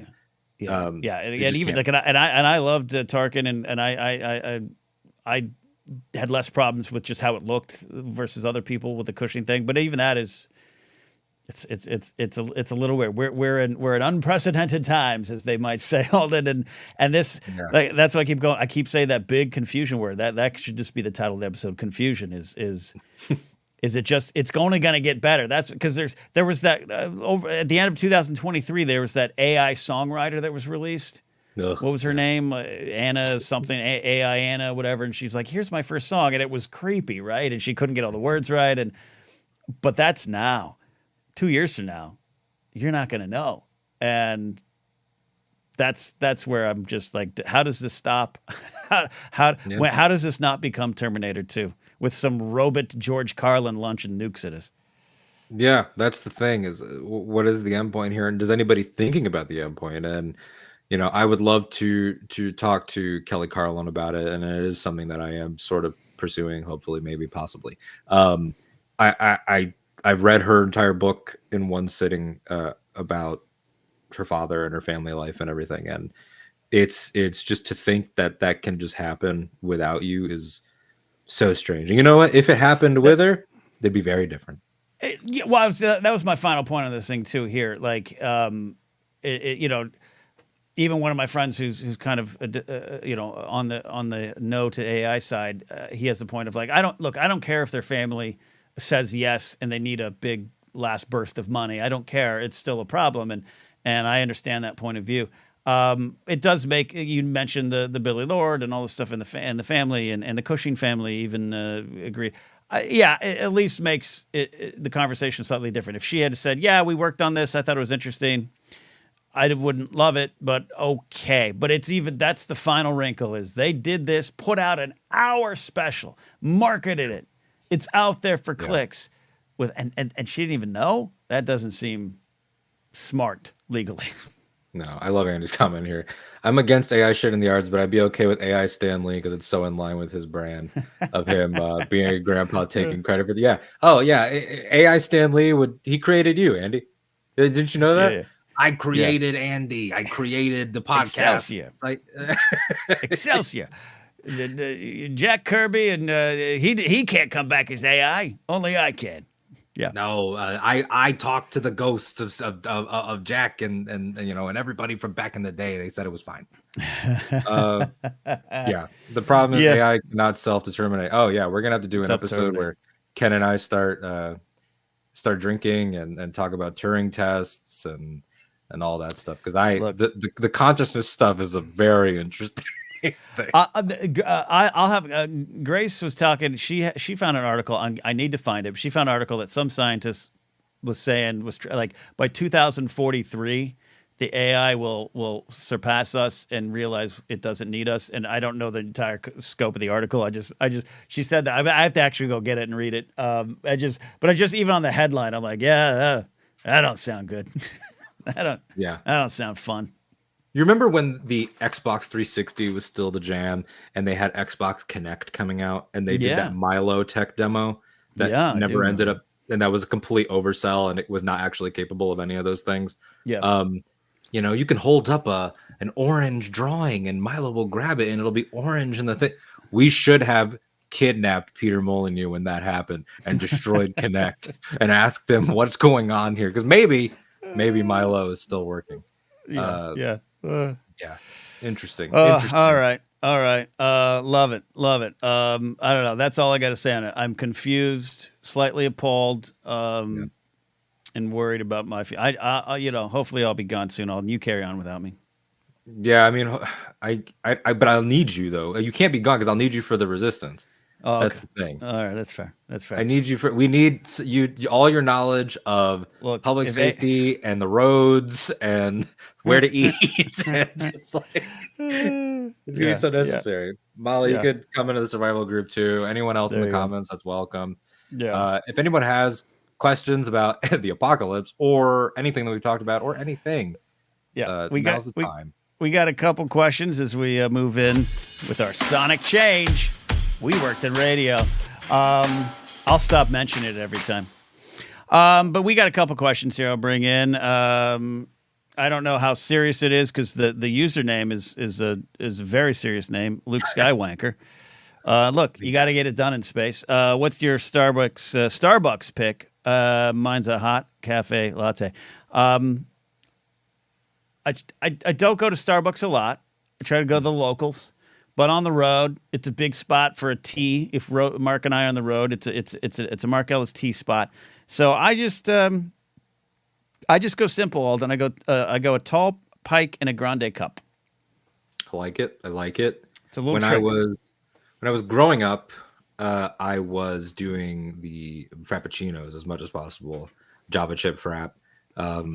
Since I got a little bit older, I started drinking. If I go to Starbucks, which again is not all the time, especially because there's not one near me right now. There's only a Dunkin' and a couple small joints, but never had Dunkin' coffee. What? Really? They didn't come out here. There wasn't a Dunkin' out here till like a couple years ago, and then the lines were like around the block, and mean lines for food. No, I'll wait 2 hours for Big Thunder Mountain, but I ain't gonna wait for coffee and a donut. I go to Donut King nearby. Fascinating. Oh wow, that'll be a topic one day. What's something that you haven't done? Now the either iced or hot, depending on the weather of the day. The weather. Venti white chocolate mocha with espresso shots. You're doing good. That's my jam. Sorry if that makes me sound like an elite, everyone. Oh yeah, you're a coastal elite in the biggest way right now. No, I'll get during the holidays. I'll get an egg. They got an eggnog one. I'm a big eggnog fan. Big ups to eggnog, and so I'll get one there too. So, and I know. Look, I try to shop, ethically, but it does. I go to Target and use Amazon, so I have sins and I'll sin again. And Starbucks is sin I'll do every now and again. I have sins and I'll sin again. That's going to be one of our first shirts. Really excited. Real quick, I will say, Jared's right about this. I have explicitly said he's not allowed to join my apocalypse party. Sorry, buddy. Hopefully I see you on the other side. And the reason I say that, this is free advice for everybody watching or listening. Really think about your friends. I love Jared. He's like the little brother I never had. Okay. You need to analyze who you think has the potential to try to make a power play.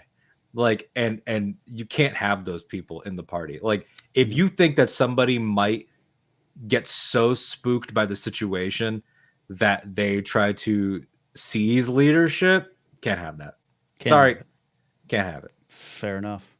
It's just All right. he's got governor vibes to me, and Oh, yeah. yeah, it's like those Okay. people that are like, no, I know best. Like, nope. I don't know how I'd be. I might be like Tim Robbins in War of the Worlds, just in my basement trying to Okay, kill you, trying to kill Tom Cruise. all right. Might be. I don't know. I don't know. We got one more question here. You picked this one out here. You want to read it in the Yeah, starred this here right section? here. Yeah. Jared, not the same Jared. Jared with an E. It's my birthday Sunday, turning 38 years old. Any advice about the upcoming 40s? So you're getting a couple years out prep. Yeah.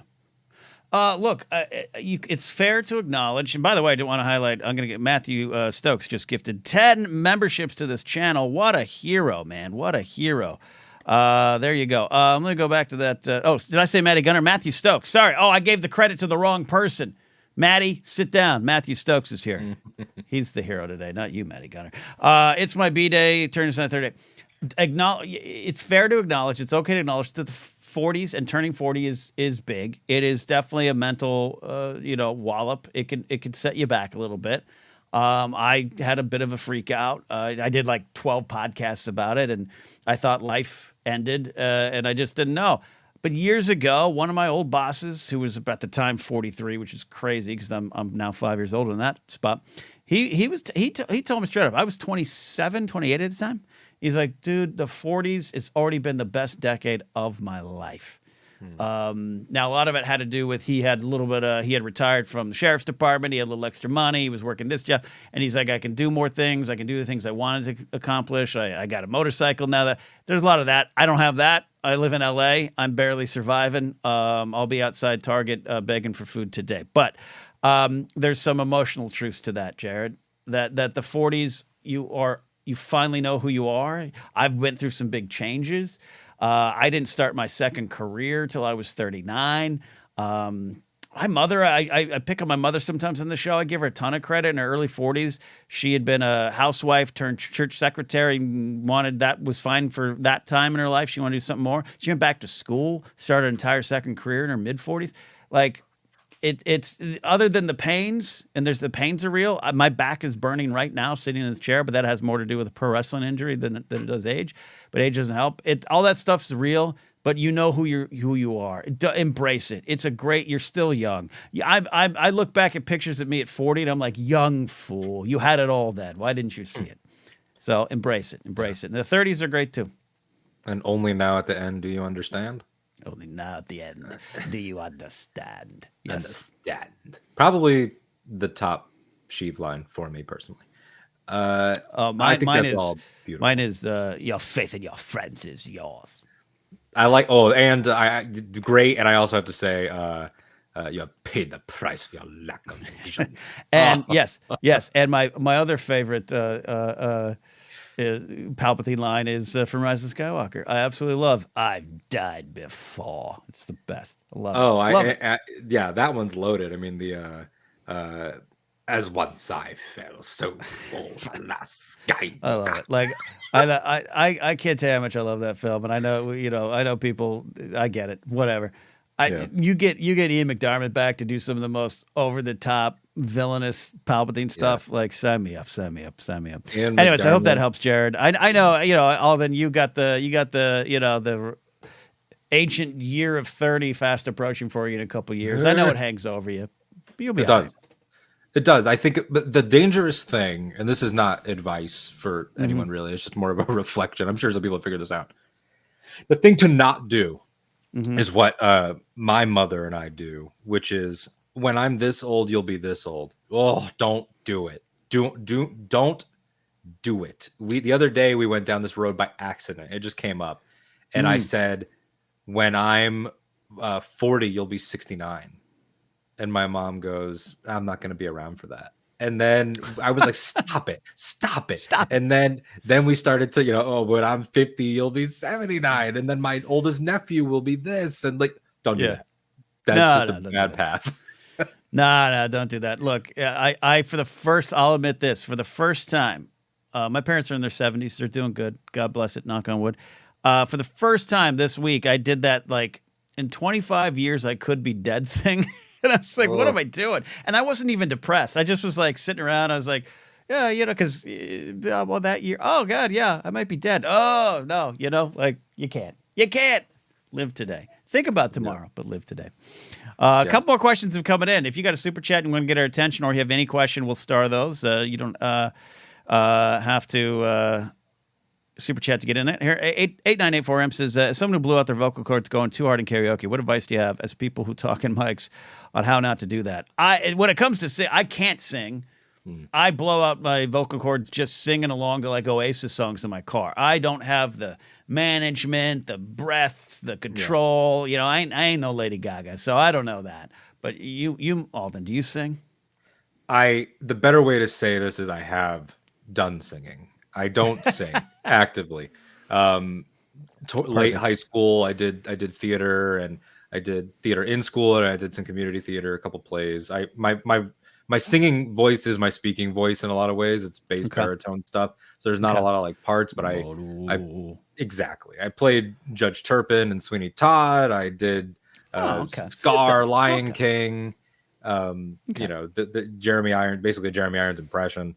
At that point, I was hanging out with a lot of theater people and somebody that I was really close with, and I'm still good friends with. But at the time, it was like we were close, and then we became more than friends, and it was very complicated. But she's an actual actress, and she made her debut in Chicago this past winter, and the whole thing. And she's great. And back then, it was her telling me a month out from performance, we're not having any dairy.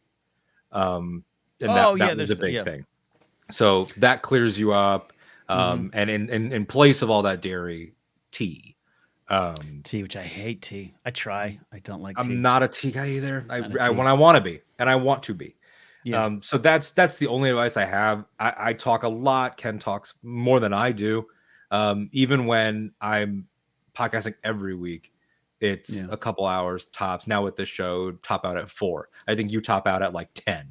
Roughly. If I'm doing radio, I do have radio every week. Yeah, Force Center. Yeah, we did a lot of Force Center this week. So, for me, I changed my voice a little bit. I have a little bit of a radio voice. I didn't when I was on the radio back in the 90s. I just had my high-pitched, squeaky, do you want to listen to the Jim Blossoms voice? But I lower my voice a little bit. I'm protective of my radio voice. I try to make sure it's different than my normal speaking voice. So that can strain me a little bit. But you just press on. A lot of water for me. Water's the key. Well, water's the key. 8984M. But when it's karaoke, you just got to let it go. Sweet Caroline. Wah, wah, just don't be concerned at karaoke. But rightfully, Molly points out that Maddie would have the advice. It's all from the stomach, not the throat. Is Maddie's key point here. And here we go. I like this one. I make silly faces and funny noises for 30 minutes before I make angry noises. Is that psychological or physical, Maddie? I don't know, Maddie. That's great. Good advice, though. Yeah, he does the screaming. Going back to the 40 thing, my old pal, one of the original Schmoes fans back in the day, Joey Beans. The only thing about being in my 40s is I have to go to the bathroom after I already gone to the bathroom. Until it starts happening to you, you don't understand it. You're just like, got up, went. I call them ghost tinks, where it's like it's not really there, but it's there. You can feel its presence. You get back down. You get back. It's a thing. You described it as like some sort of villain. I can feel its presence. I can feel its presence. All right, one more question here. We got to start getting on out of here. Andy, they got a great question. Who in Westerosi would be cool with bringing dead nobles back with AI? Is Melisandre to tech crypto, bro? I think she is. I think she absolutely is. But who would be cool with it the most? Who do you think would be like, we should give this a go because isn't it awesome? I don't think Tywin Lannister would like the idea, but I think you could persuade Tywin to pursue it because he doesn't have faith in his kids. Like Tywin would be like, you have to extend me.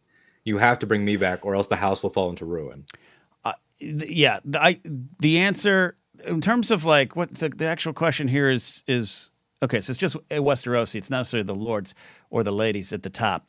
Cersei's proven to be cool with it, but that Qyburn is the one who's probably he's not tech broy, but this is part of his experiments. The mountain's back. That's not the mountain. Sure is. something better. My answer is Qyburn. Yeah, I think you're right, and you know that the Iron Bank, was it the Tychonosaurus, that he would be the one bankrolling it. Absolutely. Yeah. Yep. I love Absolutely. that. Love that. Love it. All right. A little. I don't disagree with this either. PLD. Paul Denus is saying Littlefinger would be all over. I think Littlefinger would be the one who would be like Qyburn. If Qyburn suggests it to you, you get a little creeped out. You're like, this doesn't seem right, unless you're Cersei trying to take the kingdom. But if Littlefinger's the one who's like, no, it's great. It's just like having, just like having Azor Ahai here. Like, it's wonderful. Oh my God. It's great. And you can hear the pitch, okay. like spend all the crypto in your mind. Like spend the crypto. Every ending, every AI. Like it's just AI it's right is there. a ladder. Oh, I hate it. I hate it, and it's great. All right, we're getting ready to get on out of here because I'm going to warm up some taquitos. That's how I end every show now. I get hungry and want to warm up taquitos. Before we go, though, we do like to have a pop rockin' word of wisdom to leave on, some advice from our favorite rock and pop songs in the world, presented by Pop Rockin' Radio, my music show, which will not be live this Saturday night because the Miami Dolphins go to Kansas City to play a playoff game in 0-degree weather, and I'm going to be watching that, and I won't be in a state of mind afterwards, win or lose, most likely lose, to do radio or do music. But there you go. Alden, this week it's your choice. What do we got for pop rockin' word of wisdom? How about them Dolphins? This week we've got a band that I really love, Greta Van Fleet, with their song Heat Above. But some of you may know Greta Van Fleet as the band that is kind of sounding like Led Zeppelin in a lot of different ways. This is from their song Heat Above from their concept album, The Battle at Garden's Gate. Follow the fearsome sound as they march to battle. Hear the drums pound. We do not fight for war, but to save the lives of those who do so. Can you hear that dreadful sound? Fire still burning on the ground.